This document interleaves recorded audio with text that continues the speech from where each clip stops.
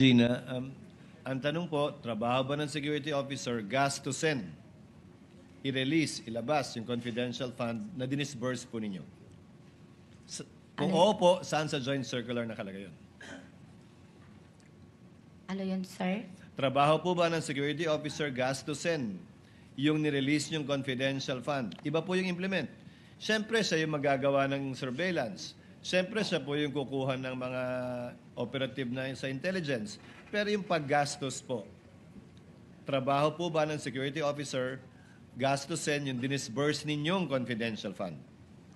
Hindi po, Your Honor. Trabaho po yung ng disbursing officer, Your Honor. Pero, pag na-release ko na po ang pera sa kanya, Your Honor, pinareceive ko sa kanya, Your Honor, magbigay po siya sa akin ng utilization report, Your Honor.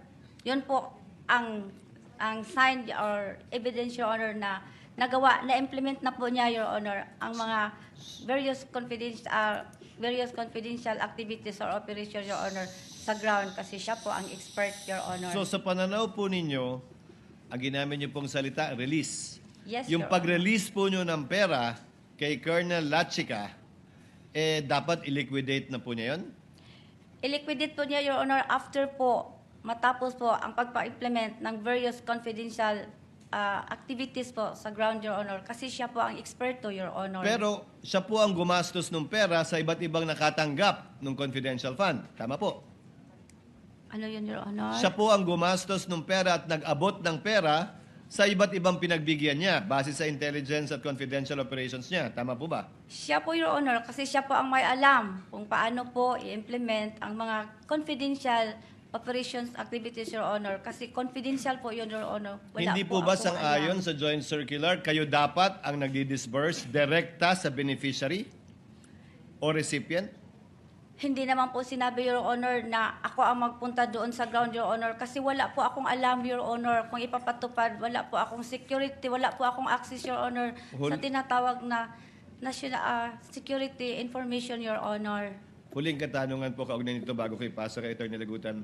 Sa pananaw niyo po ba, sa pag-release niyo kay Colonel Lachica, recipient si Colonel Lachica ng confidential fund o ginampanan po niya yung tungkulin niya sa pag-disburse lamang? Nalibog ko. I'm sorry. Recipient po ba si Attorney Lachica, si Colonel Lachica, o tagapagbigay lang siya ng perang ni-release niyo sa kanya? Wait. Yung pera po ba'y tinanggap ni Colonel Lachica para sa sarili niya? Hindi, Your Honor. Tinanggap po niya para ipamigay sa ibang tao?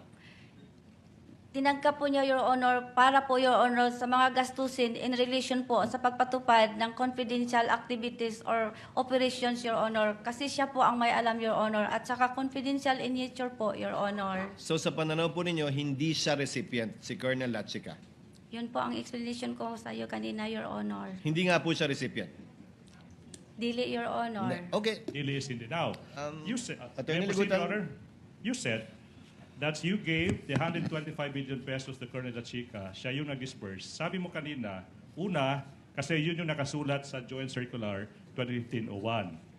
And then, sabi mo, and that not only that, sinabi mo rin, kasi yun yung utos ng head of agency, si VP Inday Sara. Now, you were asked saan sa circular nakasulat na po pwedeng mag-disburse ng confidential funds.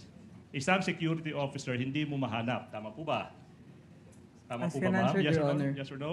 This is a premise to the next question, Your Honor. Witness may answer, counsel.